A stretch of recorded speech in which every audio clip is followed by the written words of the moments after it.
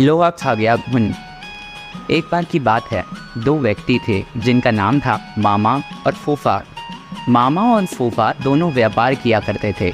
दोनों व्यापार में सहभागी थे, यानी दोनों एक दूसरे के साथ मिलकर ही व्यापार करते थे, यानी दोनों साथ साथ व्यापार किया करते थे।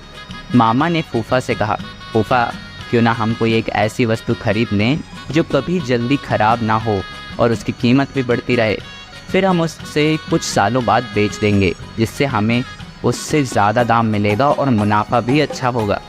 फूफा ने कहा, ठीक है मामा, तुम्हारी बात तो सही है, लेकिन हम खरीदेंगे क्या? मामा और फूफा ने आपस में राय मशवरा किया और उन्होंने यह निर्णय लिया कि वह लोहा खरीदेंगे। दोनों ने बराबर रुपए मिलाकर लोहा खरीदा। फूफा ने मामा से कहा कि लोहा वह कहीं सुरक्षित स्थान पर रख दे जहाँ पर कोई उसे चुरा ना ले। मामा ने लोहा अपने पास एक पुरानी कोठरी में रख लिया। कुछ दिन तो लोहा जस का तस रहा, पर धीरे धीरे मामा के मन में लालच आ गया और मामा फूफा को बिना बताए लोहा बेचने लगा। काफ़ी दिनों बाद फूफा मामा के पास आया और बोला, मामा आज लोहे का भाव काफ़ी बढ़ गया है, जल्दी से वो लोहा निकालो, हम इसे आज ही बेच कर आते हैं, नहीं तो इससे अच्छा मुनाफा हमें कभी नहीं मिलेगा। इस पर मामा बोला, फूफा लोहा तो अब कबाड़ घर में नहीं है, क्योंकि लोहे को तो घुन खा गया है।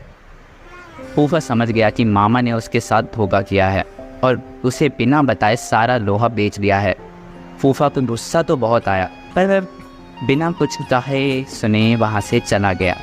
इस घटना के कुछ दिनों बाद फूफा मामा के पास आया और बोला, मामा मैं एक बारात में जा रहा हूँ, बड़ा अच्छा इंतज़ाम है, अकेला हूँ, चाहो तो तुम अपने लड़के को मेरे साथ भेज दो, उसकी भी मौज हो जाएगी और कल सुबह तक हम वापस भी आ जाएंगे। मामा बोला, क्यों नहीं, बेशक तुम मेरे लड़के को अपने साथ ले जाओ और इसकी अच्छी खातिरदारी करवाना, इसे बारात में अच्छी तरह से खाना वाना खिला देना।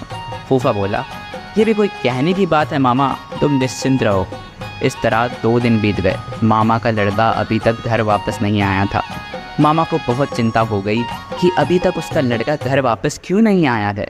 वह अपने लड़के के बारे में जानने के लिए फूफा के पास गया और बोला, फूफा मेरा लड़का कहाँ है, वह अभी तक घर वापस नहीं आया।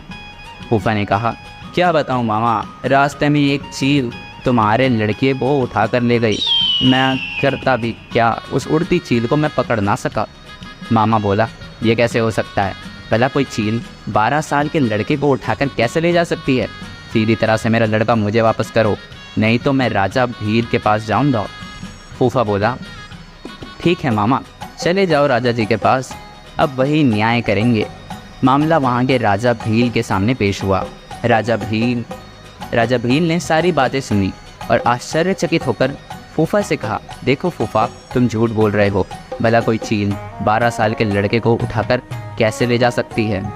इस पर फूफा ने उत्तर दिया, कथा कहूँ कथावली, सुनो राजा भील, लोहा को गुन खाए तो लड़का ले गया चील।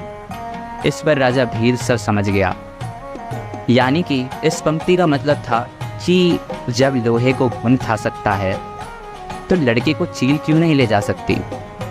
उन्होंने मामा को आज्ञा दी, राजा ने मामा को आज्ञा दी कि वह फूफा का लोहा वापस कर दे और फूफा को कहा कि वह लड़के को मामा के पास वापस पहुंचा दे।